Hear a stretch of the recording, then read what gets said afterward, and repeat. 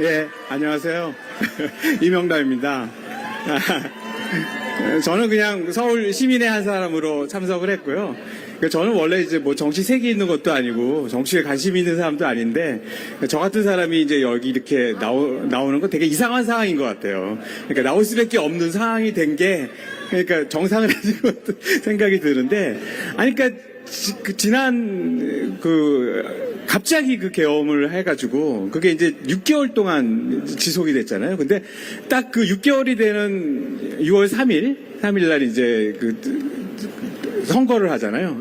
마지막 드라마가 한 편의 드라마가 이렇게 방영된 것 같아요. 약간 막장 드라마 같은.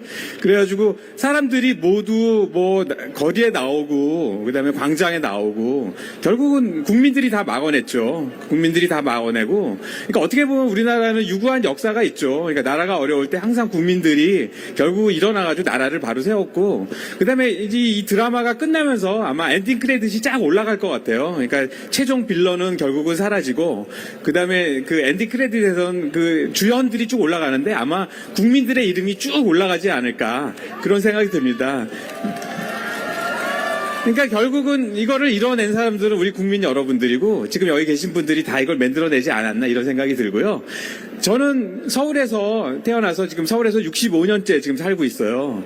그러니까 보기보다 많이 먹었죠. 근데 제가 그러니까 어떻게 보면은 그 모든 대통령을 다 겪어본 것 같아요. 그러니까 제가 제2공화국 때 태어나가지고 제3공화국부터 쭉 지금까지 살아왔는데 사실 좀 1년만 일찍 태어났으면 제가 아마 그 이승만 대통령 제1공화국까지 겪었을 텐데 1년 늦게 태어난 바람에 그랜드 슬램을 달성하지 못했습니다. 근데 제가 태어나서 그러니까 제가 대학교 들어갈 때까지 제가 살았던 나라의 대통령은 박정희 대통령이었어요.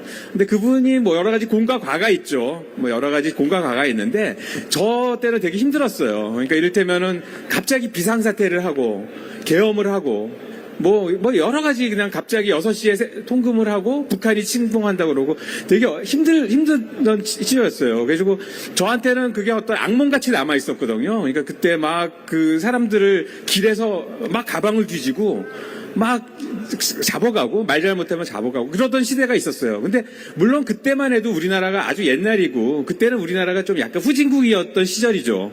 지금 이제 시대가 많이 바뀌었어요. 근데 제가 정말 놀랬던 거는 뭐냐면은 그때 지금 이번에 관둔 전 대통령이 저하고 학번이 같아요. 근데 그 사람도 같이 겪었을 거 아니에요. 그 어려운 상황과 그때 그 암울했던 상황을 겪었을 텐데 그 사람이 계엄을 했다는 게 저는 도대체 이해를 못 하겠어요.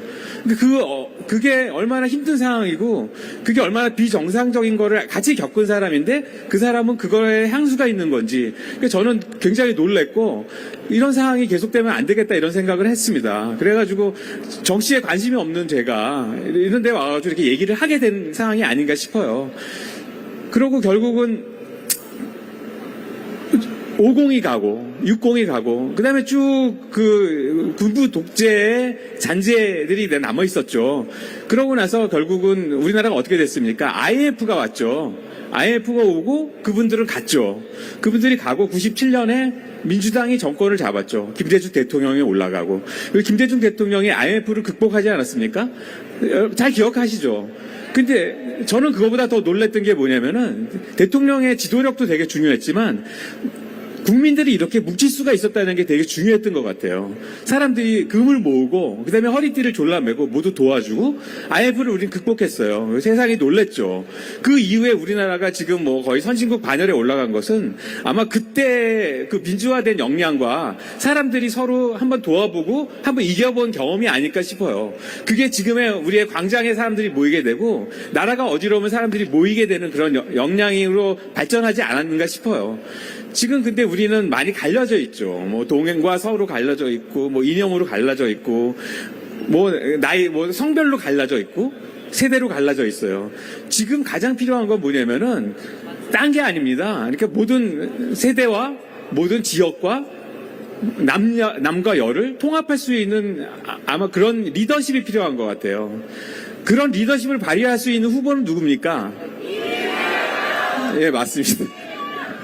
감사합니다.